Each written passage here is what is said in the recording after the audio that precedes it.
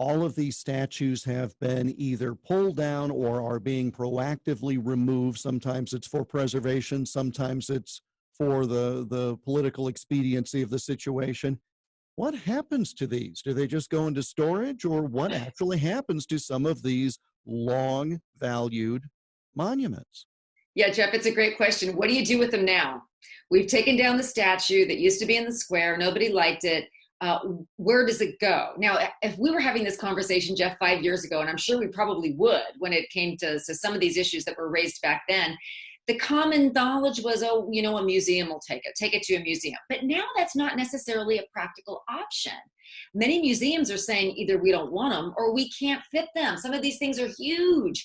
Where are we going to put a statue of that magnitude? Not, even if we were willing to take it. So some cities are selling them not to somebody that lives in the city that's going to put it on their front lawn. No, selling them to other people in other places. And then I suppose it's going to be their responsibility as to where they can put that thing up. But what do? Then they take the money, they reinvest it back into their community. That method of disposal, if you will, has a lot of community support in many places. So some of these community monuments might be sold arguably to private individuals, and therefore the community benefits. You still have the monument. The private individual can do whatever they want with it.